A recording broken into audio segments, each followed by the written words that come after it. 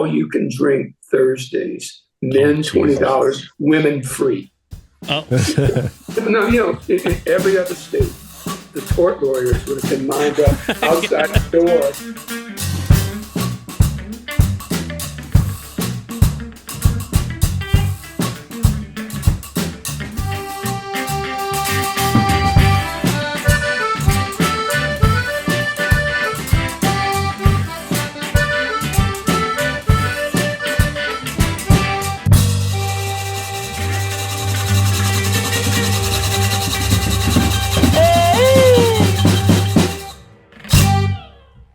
Hey, welcome back, everybody, to another episode of the Rainy Cajun podcast. So I'm really thrilled today that we have a esteemed guest with us, Mr. Ken Wells, author, Pulitzer finalist. And did you win as an editor too? A couple of my reporters that I edited won Pulitzers, too.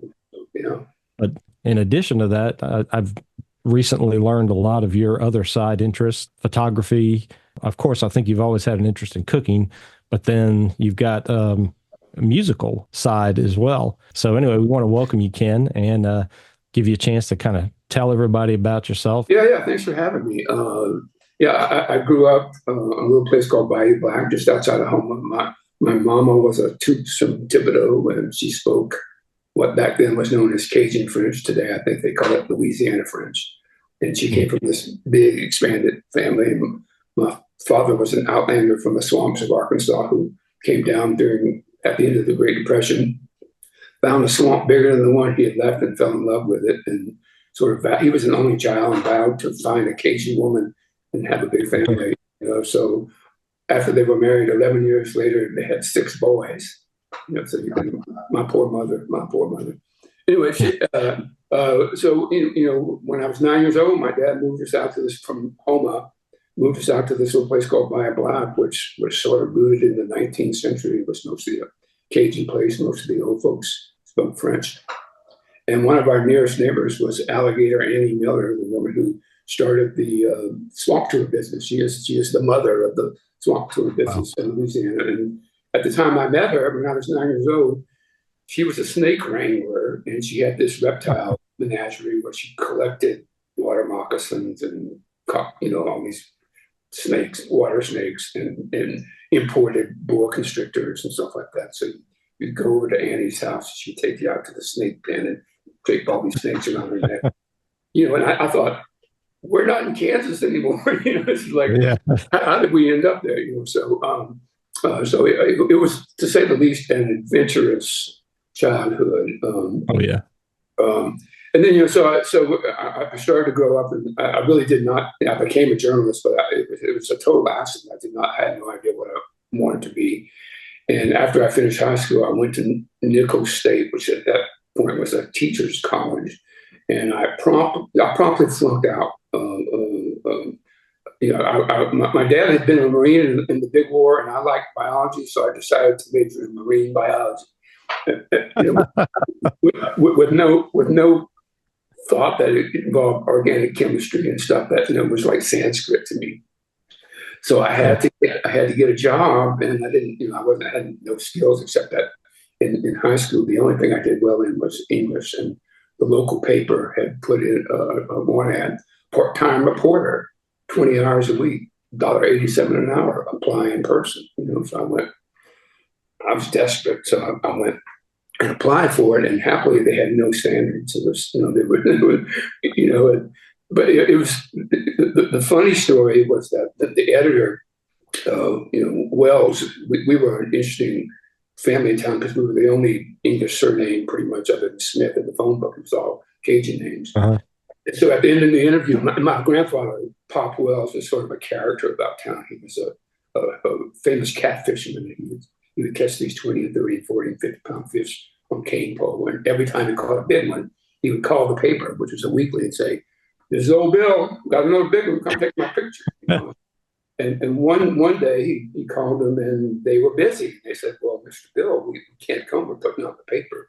And so my grandfather, who usually drank beer at the same time that he catfish, took this giant catfish, about 40 pounds, and put it in the wash tub of his car and drove to the newspaper office and slung it over his shoulder, walking up the stairs, dripping catfish juice. everywhere and burst into the newsroom and held it up and said, "Here I am, take my picture." And they did to get rid of him. And so when Mr. Gordon asked me, now, Ken, are you related to that catfish Willie Wells? It was my Clinton moment. What do you mean by related? But I couldn't lie. Because we were the only Wells in the phone book. And I said, "Well, yes, sir, that would have to be my grandfather." And figured that I'm done. And he said, "Ken, if you got half the gumption of your grandpa, you could probably do the job." And they hired me. And in 6 months, I found my life's work. It was just a stunning freak of fate. But thank you, Paul. So. Wow, that's kind of interesting because I was thinking when you're saying that us Hubbles are from our Hubble ancestor was in Vacherie. They moved. He came in from New York and settled in New Orleans, but then one of his kids, James Hubble, went up to Vacherie. So I imagine that for over the 100 years, the Hubble name in Vacherie is probably one of the few non-German French names out there. So. Sure. The other thing is when you were talking about tupes, I got curious because I'd heard your history in the book, and I don't think I looked it up before, but I knew I had some tupes ancestry as well. And so I got on Ancestry this morning, and actually I found your Ancestry website, and okay. We have a common ancestor. Both of you, Jeremy, and I have I think it was Gaspar or Caspar tupes going back to so we're like seventh cousins. Yeah. And then we got you and I on my mom's side have also Roussel ancestry too. So I didn't realize that until I just started doing searching with just a couple of names. So it's absolutely true that every tupes in Louisiana is related to every other tupes. Oh yeah. Because there was one, Gaspar started the whole clan. He came with two sons. One of the sons had three. Anyway, one of the lines sort of died out, but the other two lines marched forward, as they say. Now they're more toots than the Fouche-Bears, and there are Smiths in the line. So it's been a very fertile family. Yes, among many, and that's kind of funny because, like I said, I've had an early genealogy interest, and I always end up trying to figure out how I'm related to somebody. To the chagrin of my children, they're just like, "Don't start that again. Don't start." Nobody gets interested until they're about 40 or 50. Isn't that interesting? When you think about it, David, so David and I are in our 50s.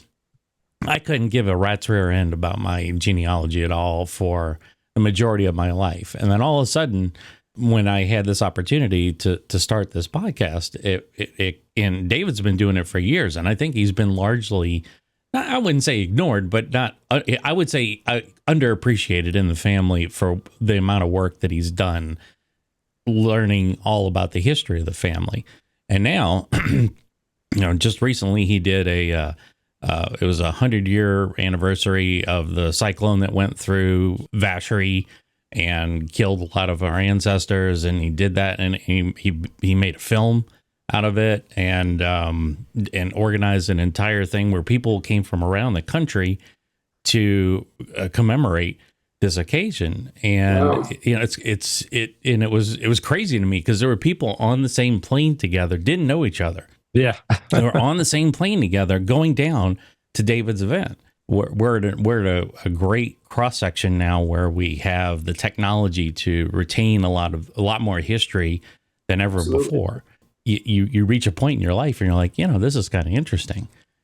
And my interest was driven by storytelling. Surely there must be something in the past that right. And if I look far enough into the Wells genealogy, knowing my grandfather, I figured there's people who've been hung, and arrested for all kinds of outlawing. But it turned out, actually, no, they were mostly poor tobacco farmers in Virginia, in colonial Virginia. But I did find out that two of my fifth grade uncles were with George Washington at Valley Forge in the Continental. Oh, wow. Wow. So you go from knowing nothing about your past to having this gee whiz moment about, wow. Yeah. That's pretty interesting. Yeah. So you So that was you said you were starting at the Home Courier. Was that the Right. paper That's that right. was, Yep. Yep. when y'all were, as a kid, did you have a lot of interest in reading the newspapers and such? I was always a voracious reader, and my parents were not. My dad had a high school education. My mom dropped out of school in seventh grade because they were poor and she had to go to work. Ended up in a shrimp peeling factory for a few pennies a day. But they were both readers. They were voracious readers, and I remember, we still had the bookmobile Bayou Black. Oh, yeah. Yeah. Come drive up, and we'd line up, and I remember being 9 years old and starting to read Mark Twain and all this kind of stuff. So I always was a reader. And then I remember I was in fourth grade. I was fourth grade just before we moved to the country.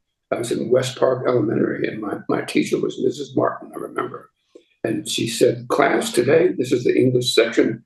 We're going to write a compound complex sentence." And I actually knew in fourth grade what a compound complex sentence was. I don't now, but I did then, and so we dutifully get out our thing and write a compound complex sentence. And the next day, they had these chalkboards with this projector screen covering the chalkboard. And she raises up the projector screen, and there on the chalkboard is a compound complex sentence. And she says, "Class, this is a model compound complex sentence. Ken, stand up." I was published. I'd been published. So I thought, well, gee, maybe I can do this.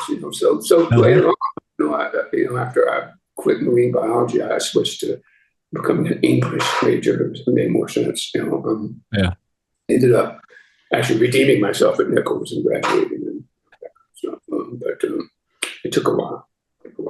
Yeah, we've heard in other interviews that you had, how you had kind of I guess your it took you a little bit to get there, but you got there eventually with finishing at Nichols.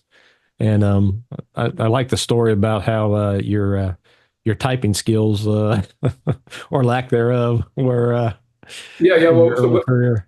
What happened is that after I got my job on the Courier and I agreed to re-enroll at Nichols, about 6 weeks into my job, they realized that I couldn't type. They had not asked me that question, and I've been scrawling out these stories and handing them into the typesetter. So Mr. Gordon comes over and says, "Well, Ken, this is kind of terrible, son. I think we're going to have to let you go." I said, "Oh, please don't. I can take a typing course at Nichols. Just give me a few weeks. I'll learn the keyboard." He said, "Okay, son, you're on probation." So I enrolled in this typing course at Nichols, and of course, it's a secretarial science course, and it's me and 30 girls. Darn. And I go, praise Jesus. This is like, this is astonishing, But of course, what I didn't realize is that all these young women had taken, typing secretarial science in high school. And so on the very first day of class, they were all typing at 60 words a minute, and I didn't even know the keyboard. And I just remember the first, the little instructor who always wore these little dark suits with a little white shirt and a little string tie, little tiny guy. Class, get ready. We're going to have a speed test. And he puts the thing up on the board and go. And we all had these electric IBM typewriters, which were like the rage at the time. It was like super technology. And I was so rattled that I just basically hit all the keys at once, and then couldn't unstick them. And so I got exactly zero words on the speed test. And then the next day, the little guy comes around with all the papers. Harriet Terrio, 89 words a minute, no mistakes. And then all the way down, and finally, Kenneth Nunn Wells. And the paper kind of floats down onto my desk. I sat there humiliated in front of these 30 girls. But I did learn the keyboard. And probably dropped the course. So, perseverance prevailed there. There you go. You gotta have some luck. I had a mentor at Nichols, Al Bella, who would come on and was teaching some journalism courses. And he had gone to the University of Missouri and gotten his PhD there. And so I went to him and said, I'm restless. I think I've done what I can do here, and I'd like to work in the big leagues. I think maybe I can, but I don't know how to get there. Because clearly the New York Times or the Wall Street Journal weren't coming to Omaha to find me. It's never going to happen. So he said, well, go to Mizzou. You know, the big papers do recruit there. That this when newspapers still mattered, and there were still lots of them. Mm-hmm. And if you do well and get noticed, you know, I think you can step up. And that's exactly what happened. I graduated, spent a year teaching, and then was hired by the Miami Herald. And it was, you know, in Florida at that moment was just a crazy place to be. And I almost won a Pulitzer for my reporting of the Everglades and how the sugar barons out in the lands below Lake Okeechobee were basically poisoning the southern part of the Everglades with all their pollution. And I did, you know, I was actually a finalist for the Pulitzer. It had been picked by the team of editors, and then it was overturned in the bigger board. So I was kind of an also ran. But one of the editors on that committee worked for the Wall Street Journal. He was the managing editor. He called me up and said, well, I'm sorry that they didn't give it to me, but we'd like to hire you, you know. And of course, the Wall Street Journal, I had been reading the journal since I was, you know, since I joined the Courier, because even though it was a business paper, there was a banker in town who would give it to me every day. It was 5 days a week then. But that middle column story in the journal was always this beautifully written feature story. And I remember they had one with the dateline of Schriever, Louisiana, which was out just by Thibodeau, because there was a lab, a reptile lab there, and they'd done this really interesting story. Okay. And so I'd always wanted to work for the journal. And so the guy called up and said, you know, we'd love you to come to work for us. And by the way, it's the San Francisco Bureau. And I'm like, I think so. So off I went. And, you know, the journal, that bureau covered the Pacific Northwest, including Alaska, you know, so the 8 states, including Alaska and Hawaii. And I was basically a free-floating feature writer. Oh, wow. You know, flying in and out of Alaska, going up to Utah, wrote about polygamy, covered the Exxon Valdez well spill, all kinds of crazy stuff. How old were you when you were nominated for the Pulitzer? I was 34, I believe. That's a pretty amazing, and still pretty young, I imagine. Yeah. Well, at that point, it was a young man's game. You know, so, you know, yeah. I mean, I think it still is probably. That's why I don't do it anymore on a daily basis. But so you were on the West Coast then.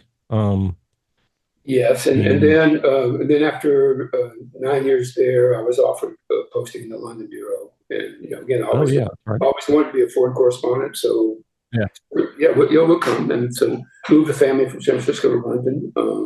Had 3 beautiful years there. Ended up covering parts of the first Gulf War.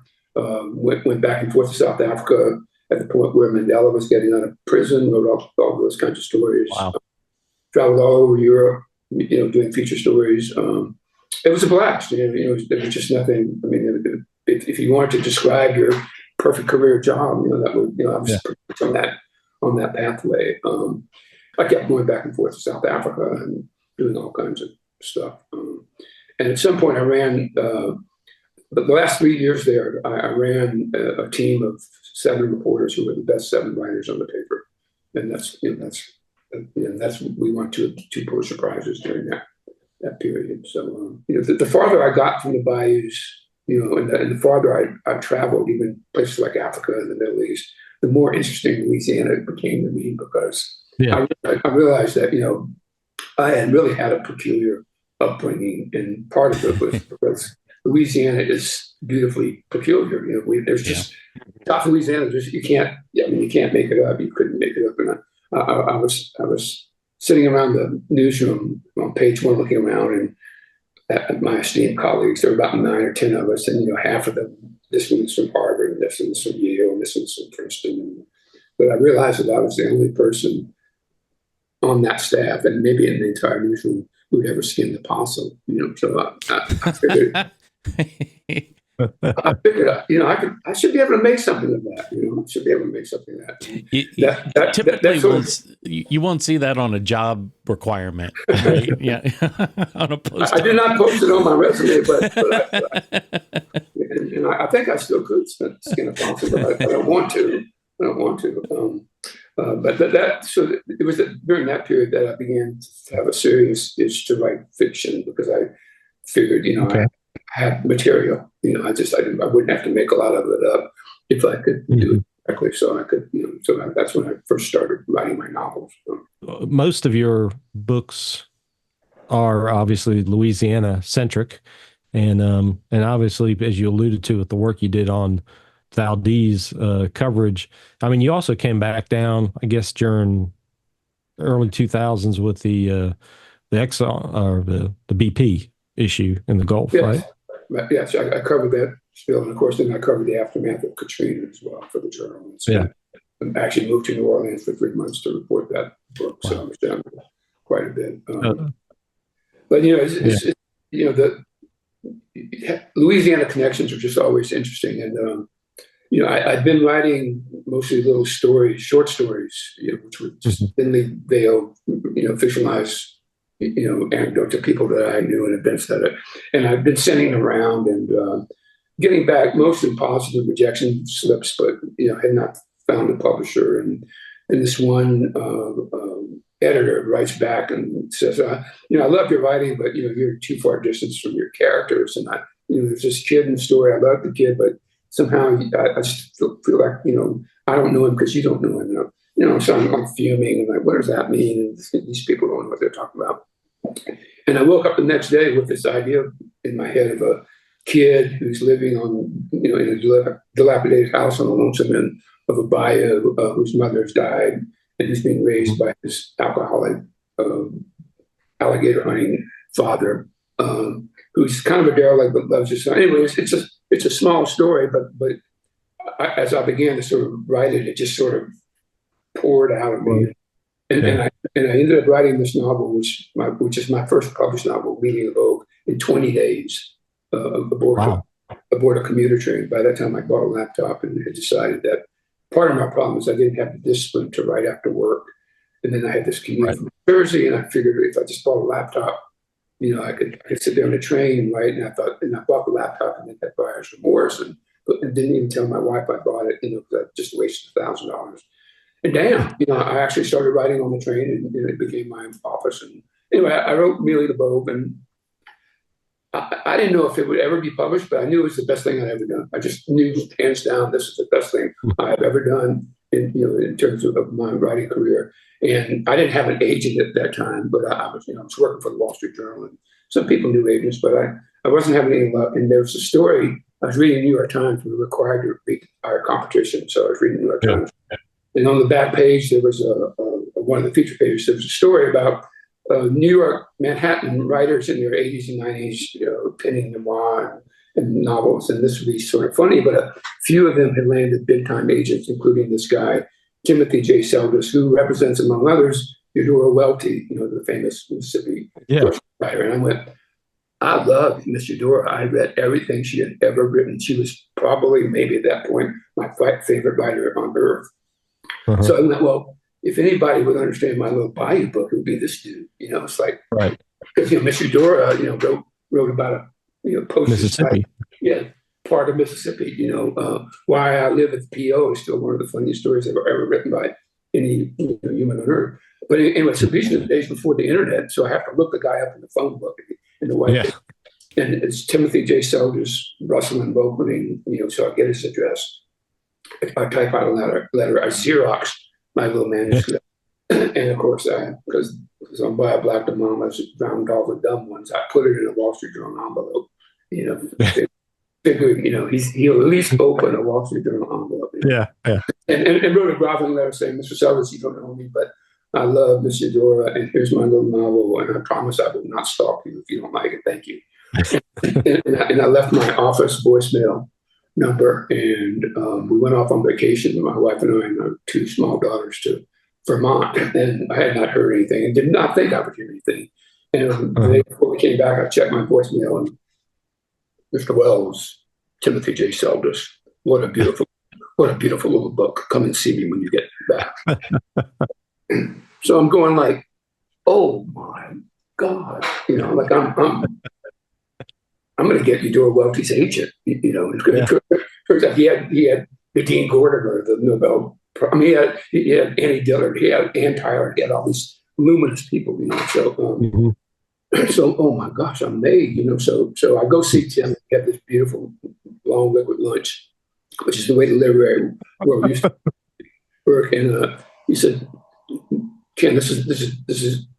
I love the voice in this book, and we're gonna place it quickly. I'm just so he started sending out one at a time to these people that he knew, and we just kept getting back these almost. I like this, but it's not quite for me.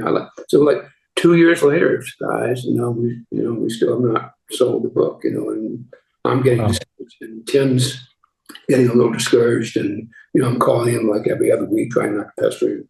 What's going on? So I basically have given up. Think, well, and I put the book in my sock drawer, and I get a call from Tim. He says, "Ken, you won't believe it, but I think something's going to happen." And I said, "Well, why do you say that?" He said, "Well, I got a call from a young editor at Random House.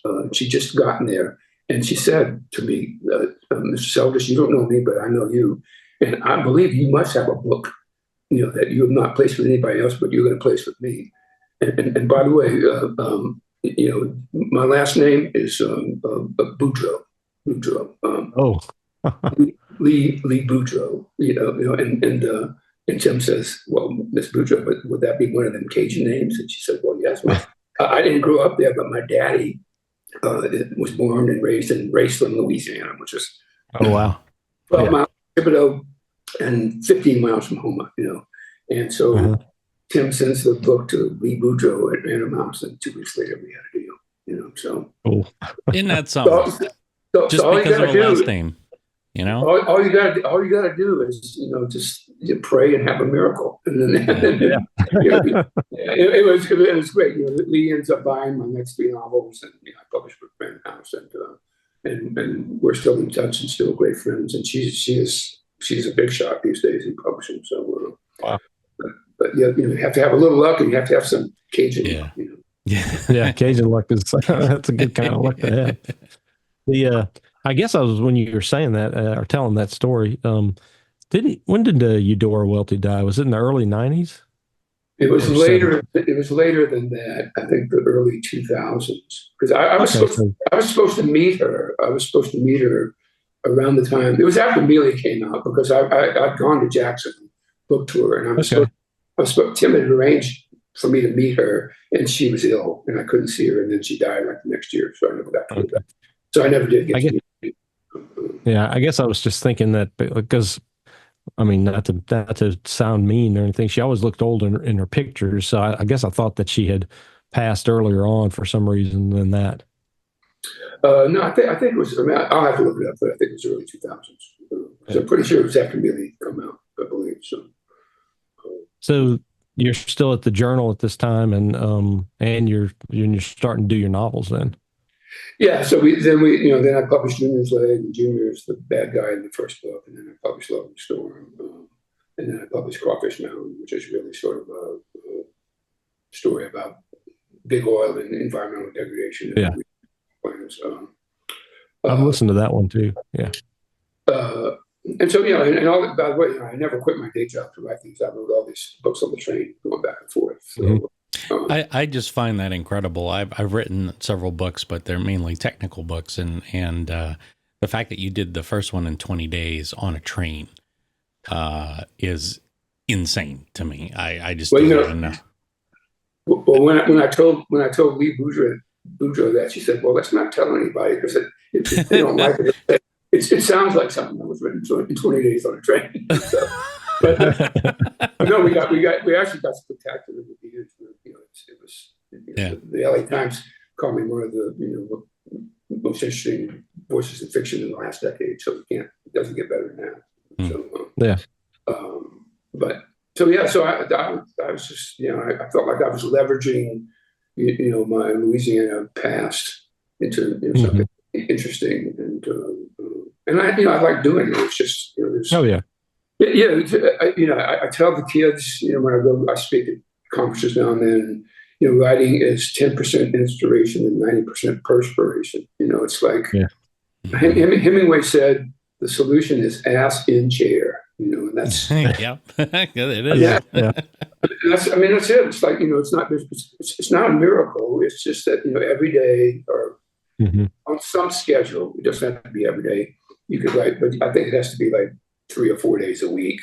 You have to commit some time, even if it's just an hour, to doing it. And if you do that, then it's the pages will pile up. And as you know, having written books, it's so much easier to revise than it is to make up stuff from whole cloth. Yes. And so Yes. that was my theory of writing on the train. I figured out I'll be on the train 240 days a year, minus weekends and holidays and vacation and travel. And if I just write 2 pages a day, at the end of the year, I'll have like a 440-page manuscript, and it might not be any good, but it will be 440 pages I can work on, and it's so much easier again to revise than it is to create. So and it worked for me. It definitely sounds like that laptop was a good investment. It was best $1,000 I ever spent. Yeah, I've got a 2-hour commute back and forth, but I'm driving the whole time. So makes it a little hard to write. Well,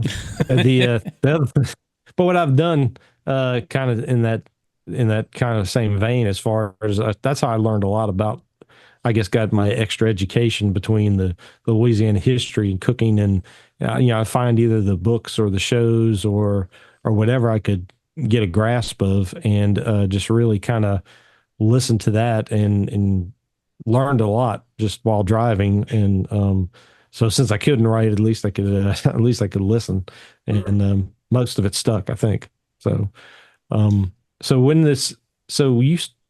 now you moved on from the Wall Street Journal to Bloomberg?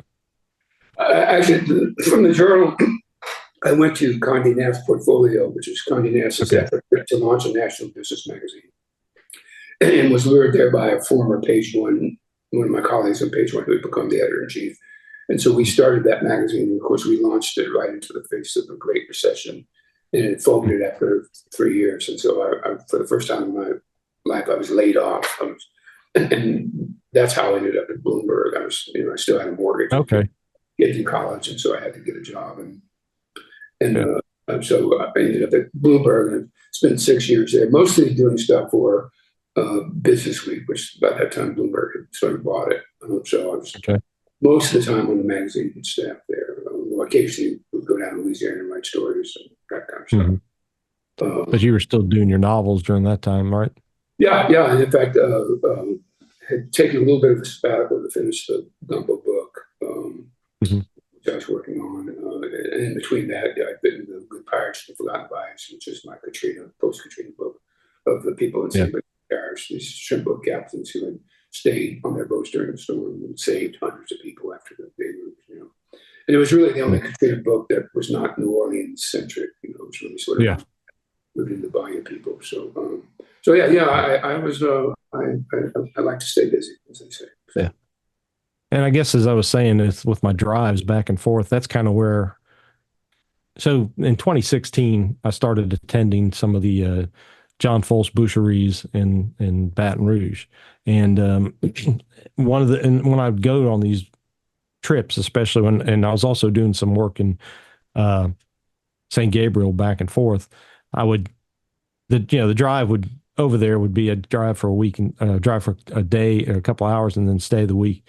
But I'd go to the library and just get books on tape. And I think it was during one of those journeys that I found the Gumbo Life book, and on CD, I think. And so I just remembered listening to that and being fascinated by, first, hearing about your upbringing and all the stories about you growing up on Bayou Black, and and then how you talked about not just those memories, but also from the standpoint of you doing research on just the history of gumbo. And that's what I think that really, to me, it's one of the best sources on gumbo history that I've come across, because I agreed to after being invited to a local Mardi Gras group called the Royal Order of Gumbo to be their historian. And so the first task that I was given, they were doing a fundraiser 2 years ago, and he said, "Well, give us a little history of gumbo." And I'm like, "Yeah, okay, that's real easy." So I remembered going back and I was looking through articles, and then I remembered, hey, wait a second, I think I actually at that point downloaded your book onto Audible, and I re-listened to it, and it was like, oh yeah, I remember hearing about that, and some of the And that was, I think, after you had done the Meliton video for me. Right. And so I learned so much more in the, just the whole background. It's so complex. It seems like it gets so simplified from people arguing on Facebook and other social media about what is and what isn't a gumbo and who invented it and who didn't invent it and all these different things. And I felt like you did a good job of trying to not display, but trying to cover both sides of, or all sides of, the origin story. And so that to me was always a really good source. And I've referenced people to time and time again that if you really want a good source on learning about gumbo, and you don't want to, if you don't have any, or even if you have preconceived notions, read this book and maybe at least think about what he talks about, because you'll see both ends of the discussion, whether it's from the African end or the Native American end or the French end or whatever. Well, gumbo is proof that, diversity, when people are open to the ideas of others, is a beautiful and tasty thing. I mean, it's, when I started the book, I was basically ignorant. My mom was a Cajun, even though we were not really actually Cajuns. We were Cajunized Germans. And Cajuns invented gumbo because everybody knows Cajuns invented. And it's a Cajun dish. I mean, Paul Prudhomme cooks gumbo. He's Cajun. John Falk cooks gumbo. But I also felt sort of this. I had to bring my serious reporting chops to the project, because I'd worked on the Wall Street Journal, and that's what we did. And things are complicated. There are no. I mean, it's almost never black and white. There's right. So there were a couple shockers, and one was this. People had looked for about 60 years for a reference older than this 1803 reference by this French journalist who had gone down to on the bayous below New Orleans, attending a bal de maison, a house party at which the Cajuns drank cheap rum all night and then had a bowl of gumbo in the morning before they paddled off drunk in their pillows. But this solidly put gumbo in the Cajun camp because no one could find a reference. And then in 2011, the historian for Tabasco, Shane Bernard, who's a acquaintance of my friend of mine, happened to be looking at, for some reason, at a video of this woman, Gwendolyn Midlow Hall, whose expertise, she was an academic whose expertise was sleuthing slave genealogy, Louisiana slave genealogy, trying to put names and faces on people who had been sort of forgotten and shoved aside. And she finds this interesting court case in 1764 in which these runaway slaves were being tried for running away. And there's this whole mention of how they gave a gumbo and served gumbo and cooked the gumbo while the master was away, and that kind of thing. And Hall had discovered this in 1990, but didn't think it was important because she didn't care about gumbo. And so when Shane Bernard broadcast this to gumbo world, it was like atomic bomb had exploded, because it was kind of clear, the Cajuns didn't start getting to Louisiana until right. Or so. And so clearly, this was like a wow moment in gumbo life. And of course, there's no recipe recorded for it. But it's also true that the West Africans who were there, mostly from Senegal and Gambia, who had enslaved people, they had this history of cooking these spicy okra and rice stews. Of course, the Bantu name for okra was gumbo. So it became pretty clear almost immediately that that's how gumbo got its name, and that the primal gumbos were most likely ruleless templates of these African stews. And furthermore, then I love history. I love sleuthing, and so I discovered the 1901 Times Picayune. Yeah. And this is these are recipes that go back to the very founding of Louisiana. Yeah. Creole cooking, and Creole cooking is either French colonial cooking. The founding French fathers later associated mostly with cooking with people of color. So Creole cooking is different than Cajun cooking.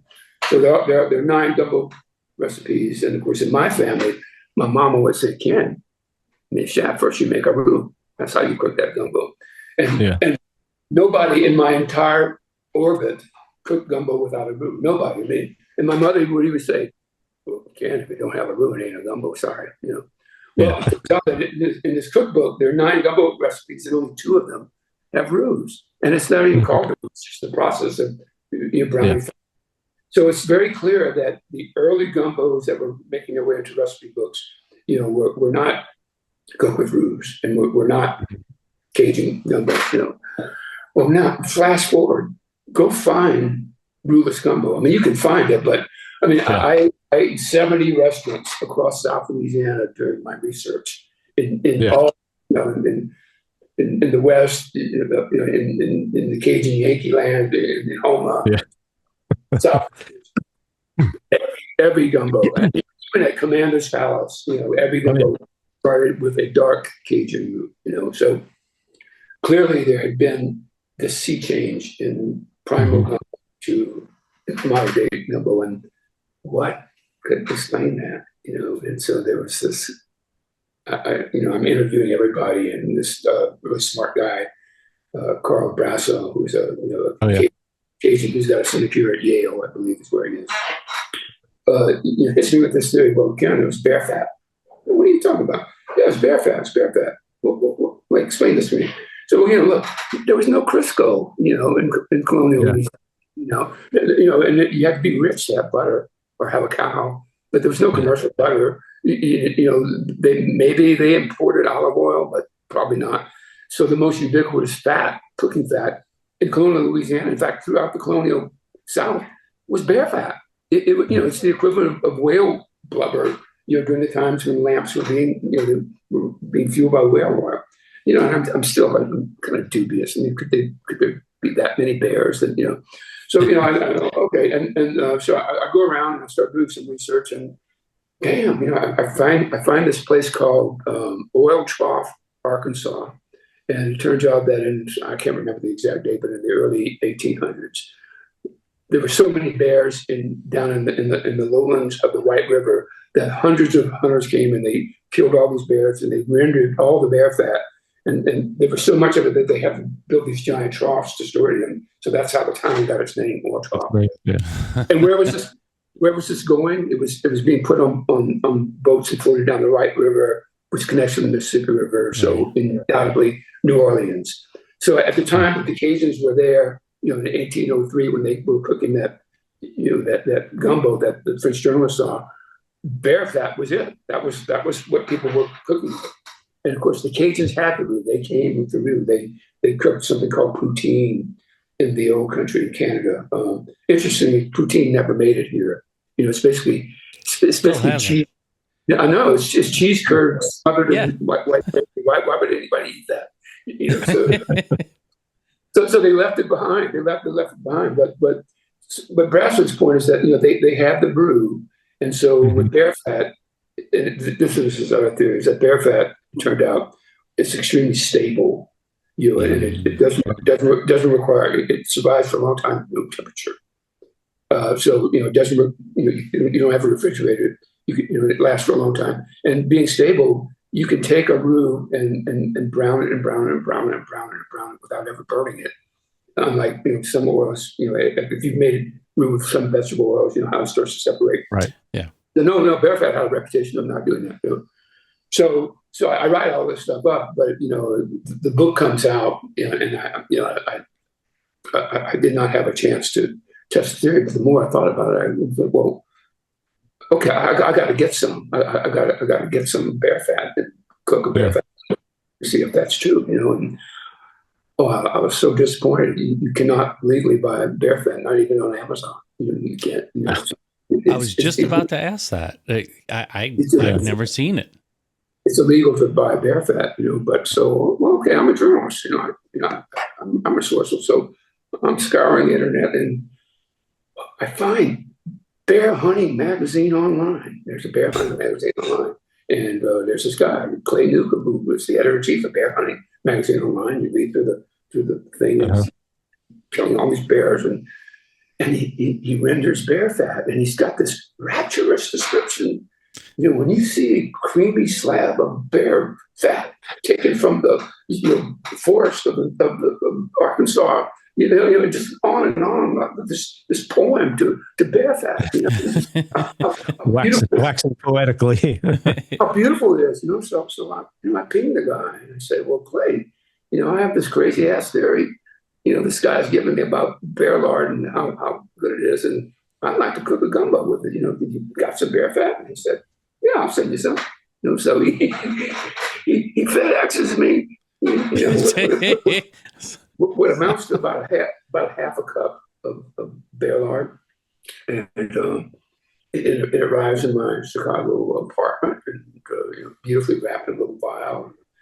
Take it out and I look at it, and it's beautifully creamy. And I announced plans to my wife that I'm going to cook a bear fat gumbo, and she says, "Over my dead body in my kitchen." and so I figured, well, it actually should be cooked in the motherland, And I was going down for a visit anyway to see my brother at home, who has a very nice kitchen, and I actually thought about trying to bring the bear fat on the plane, but I just realized that, TSA would say, "Sir, what is that?" Oh, yeah. It's bear fat, sir. It's bear fat. Just step aside. Anyway, so I ended up having to re-FedEx it to my brother. And again, it was only a half of cups, and usually the home gumbo starts with a cup or on the cup. Yeah. So we made it. We made a bear fat gumbo, and it was beautiful. He was totally right about the smoke point. I mean, I just kept going and going and going and going. And it's probably the deepest, almost chocolate looking meal that I ever made. And the gumbo was, I mean, you could, when you sniff the bear fat, there was like a little bit of like a mushroom thing about it, but there's no way. And the truth is, then it turned out this was a corn-fed bear. It had been foraging cornfields. Okay. If it had been eating roadkill or fish, it probably wouldn't have been so good. That's really right. Yeah. But it was good, and it wasn't just me. I then took a couple of cups of the gumbo and brought it to the Chef Falls Culinary Institute, Nichols, and made two of the chefs eat it. They loved it. They thought it was great. So I'm thinking about trying to redo the experiment if I can find some more bear fat. But I'm not going to go hunt a bear. It's not. No. You know somebody. I don't want to hunt anything bigger than me. That's for sure. So yeah. Yeah, I think I guess it was in your book because you had just talked about that in the book, and I remembered you talking about the place in Arkansas and how it sounded such a wonderful grease to use in a cooking supplement or a cooking, whatever you want to call it, ingredient. But I was thinking as you were talking about that, I remember as I've done research on the German coast, and I know one of the early complaints was that when the Germans first settled in the 1700s, they didn't have a lot of, they weren't given hogs. I mean, right. There wasn't a lot of in existence for them to have. So I never thought about it from the standpoint, because I was thinking in the making of a roux with hog lard. But in that case, if they or whatever they would have been cooking with it, it certainly wouldn't have been available for. I mean, maybe by the 1760s, right. the hog population, but I didn't think about from that standpoint. So when was this Arkansas bear rendering plant in service? Do you remember? It was around 1811, something like that. Okay. That time, I'll have to go back on my notes. I should have made notes of that today. But anyway, the very large cooking experience is in the paperback, the version. That's in the new version. Okay. And you have the. So what kind of gumbo was it that you made with the hog lard? I mean the bear lard. It was my mother's recipe. It was a chicken and andouille, straightforward chicken and andouille. Okay. Using my mother's recipe, nothing, just the Trinity, some Cajun, some Tony Chachere's, Okay. or a few little odds and ends that I put in there. And I think the andouille, I got it at Rouse's supermarket. I can't Yeah. remember. It's in the book, whose it was, but Okay. I mean, it was tasty. I mean, so the Cajuns, the Cajuns were eating well back then. Yeah. My approach ended up being ecumenical because there's just so many, threads to the whole gumbo story, and it's true. I mean, they were cooking it in the Carolinas, and they were cooking it in Yeah. but again, it's kind of hard to find any references that are so centralized as Louisiana. And when you think about the gumbo diaspora, which is what I call it, and how gumbo now is traveling all over the world, literally all over the world, all over the United States. Every town of 200,000 people or more now has a Cajun restaurant or Creole restaurant serving gumbo. And when I was researching the gumbo book, my father-in-law took me to a place in downtown Chicago called Heaven on 7, and you go to this just austere office building and punch the button to the 7th floor, and it would open up, and there were Saints posters all over the wall, and Mardi Gras. Go in and have the gumbo, and it's not my mama's, but it was gumbo. Right. It was cooked with a brew. It was perfectly fine, And so I'm asking the proprietor's daughter, well, what's the story? Well, my father is Greek, but what happened is he went down to New Orleans and he had gumbo and he just fell in love with it, and he came back and said, I want to learn to cook that. And so he called Paul Prudhomme and said, would you show me? And Paul said, yeah. So the guy goes down to New Orleans and trains under Paul Prudhomme for a couple of weeks on how to cook gumbo, and comes back and starts cooking Chicago gumbo. And that place lasted until the pandemic killed it, but it had a big following. And again, it was perfectly good gumbo. I mean, if you take time to learn the method, there's no reason that people from elsewhere can't cook it, and they do. Yeah, I was down in Homo, I think, when I was touting the hardcover, and went to a gumbo festival, and there somebody was serving fumbo, which is a Vietnamese pho merged with gumbo. And it was more interesting than good, but again, you have to sort of applaud the attempted creativity of all this kind of stuff.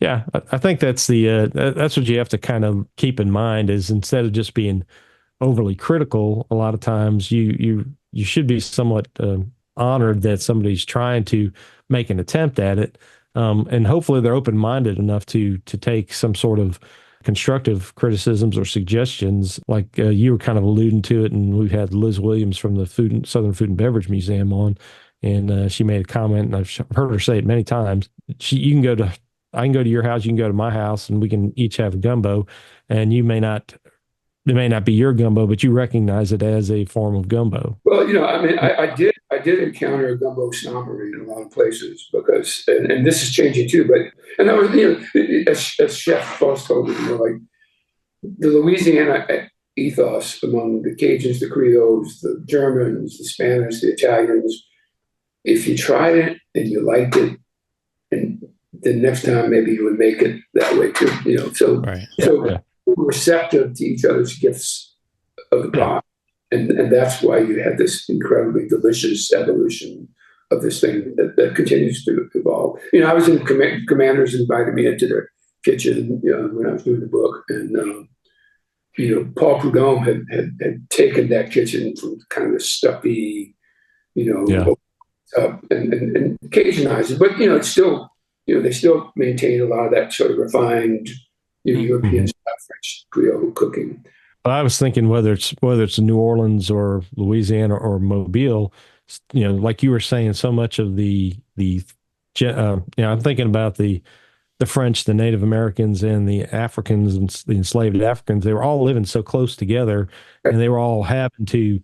There's a lot of cross-cultural, especially with the food waste, because there wasn't like a lot of choices to eat differently, and so the techniques and the ingredients found their way into each other's pots. And like you said, if somebody says, that slimy green stuff is pretty good in that soup, or these pulverized leaves of this tree helps thicken it when we don't have okra or whatever the reasoning. and I think it's like you said, you look back, I just want people to be open-minded enough to just kind of really consider and step back and think, it hasn't always been either the way your mama made it, or a lot of them today are getting it out of a jar, or these restaurants make it, just because whether it's John Folse or Paul Prudhomme make it a certain way. When you really talk to those individuals, they make more than one style. And Right. and they if you look back and try to follow those threads, you find out what the origin stories of those are, and each of them have a depending on if you're trying to just do totally seafood or trying to do more of a rustic Cajun, they're gonna have different taste, flavor profile. So there's, luckily for us, we don't have to settle for just one. We can try the different ones. Well, one of the theories about gumbo chauvinism is actually a benign theory, which is that you have what's called flavor memories, and so the way that your mother made it, creates a flavor memory, and it's comforting, and therefore, when you taste something outside the flavor memory, you're a little suspicious. It's like it's good, but it's not a flavor memory. Therefore, and that's why everybody says, well, the best gumbo is mama's, because that's the flavor memory that you recall. But so my mother had strict rules. You would never put shellfish in her chicken and sausage gumbo, right? And you would always put okra in your seafood gumbo, but never in her chicken gumbo, right? Yes, sir. But that said, when she would cook a chicken and sausage gumbo, if she had oysters, she would put oysters in it. Yeah. So that was just like this, because at the last minute there was some oysters there. It was killer. I mean, I remember exactly what it tastes like. My dad would sometimes just be out fishing, and we'd just pluck a sack of oysters off the bottom and bring them home. And so we had oysters, and my mom was looking for a way to do something with them. So I noticed the guitar on the back wall there, and the song that I've heard of before is that you and your brother, you have a little is it a duet, or not a duet? What do you call it? Like Simon and Garfunkel, but it's called what? Crawdaddy? Crawdaddy, yeah.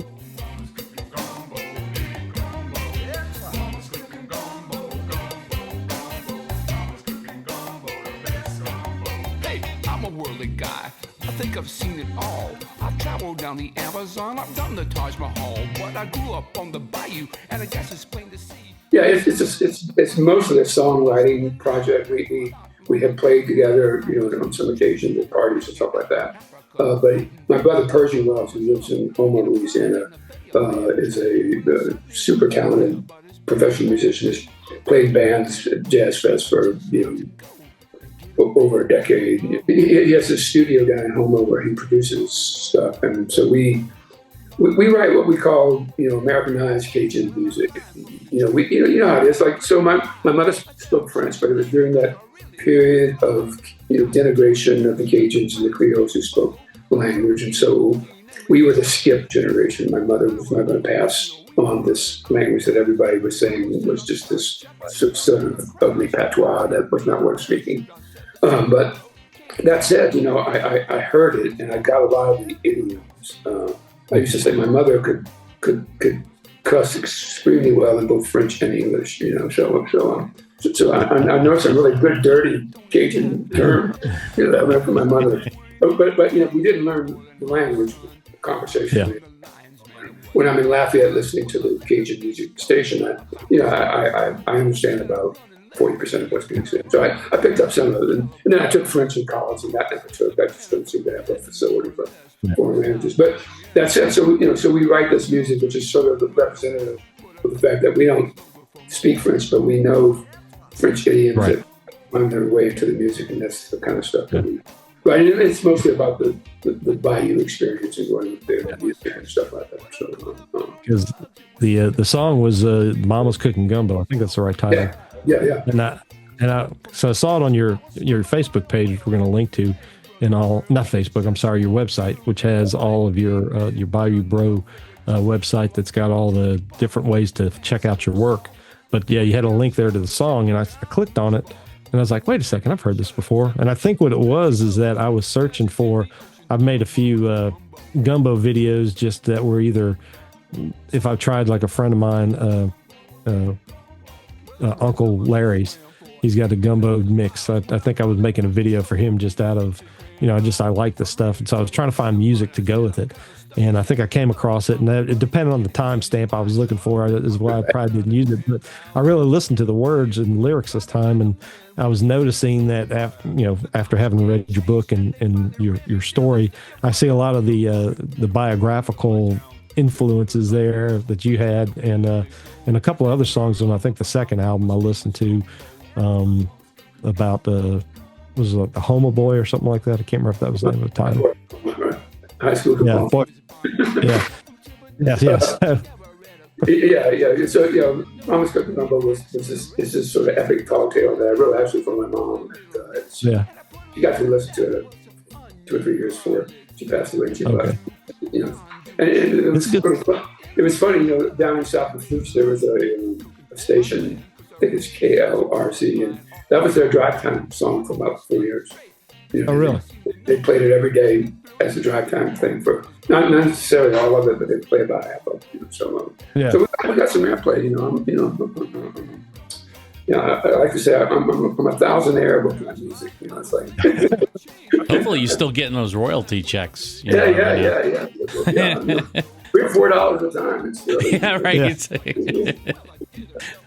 Yeah. Ken, one of the things I wanted to ask you is as somebody who's traveled around the world as much as you have, all the experiences that you've had, and being from Louisiana, how is it for you with all the worldwide experience that you've had? How does that change your perspective on Louisiana? I don't think I would have been able to write the way that I write about Louisiana without getting out of Louisiana. That I think that my travels gave me a clarity about the place that I didn't have when I was living there. That it didn't occur to me that these things were in any way unusual. I mean, maybe everybody had a neighbor who put snakes around their neck. I used to tell my friends when this was still legal, like we had this chain called daiquiris to go, where you could just pull up. It is still legal. Pull up and load up, and you still do that. And drive off, Now, whether or not you're supposed to put the straw through the lid while you're in the vehicle, that's a whole nother matter. But yes, it's still legal. They finally changed the law that said you couldn't do that, but there was a time exactly. There were no restrictions, and people could not, they could not believe that this could be. When I was down in St. Bernard Parish after the hurricane, and it was just beginning to recover, and I was running around with this shrimp boat captain, Ricky Robin. Ricky was just one of the great American characters, still out there on the shrimp boat. But he called me up. I was down there reporting. I moved to New Orleans. He goes, Ken, guess what, man? We got a bar. We got a bar open. You got to come see. So now I can get in my car and I drive down to St. Bernard, meet Ricky. Man, you ain't gonna believe this. Come on, Ken. So we get in the car, we drive up to this place, it's like one of these steel buildings that they had just erected, but they had their bud sign. But there's a sign, a giant sign, all you can drink Thursdays, men $20, women free. Oh. No, in every other state, the tort lawyers would have been lined up outside the door, waiting to file the suits. Of all the people driving drunk into the bayou after pay $20 to drink all you can drink, and the girls are drinking free. Yeah, right. Yeah. I mean, oh boy.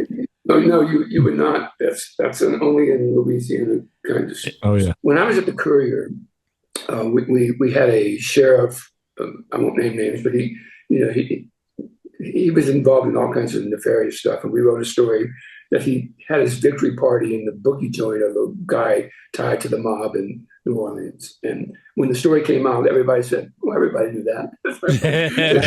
Right. It's like, it's not a big deal. And so I go off to graduate school at Mizzou and ended up writing the story about this county commissioner who was caught putting gas in his personal pickup truck. And the guy was indicted and sentenced to prison for 3 years. And I just went, well, now see, in Louisiana, that guy would have been given a medal. Yeah. Well, Well, but it's all. I've always had this interesting theory that if you reformed the place, it would not nearly be as fun to be there. Sure. That there's an interconnection between sort of the attitude, this very relaxed attitude about rules and law, and the fact that it's such a fun and interesting place to live in. So, and there's probably a happy compromise somewhere in there, but we probably have not reached it yet. So yeah. Thanks a lot, Ken. It was a great time. And David, I want to give you thanks as well for bringing, inviting Ken on the show, because I did not know much about you at all prior to today, and this has been really enlightening, and I hope that a lot of our audience members get a chance to discover something new. That's what we always try and do with these episodes. That's what I was gonna say.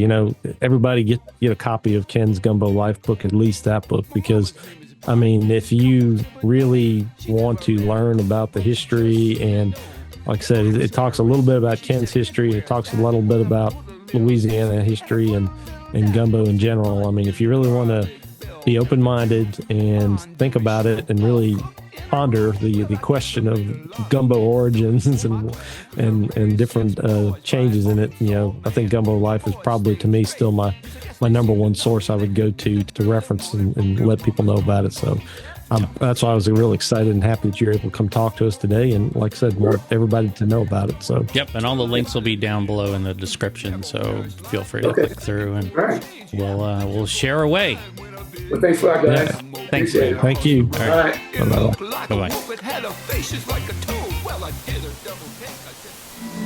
They're here.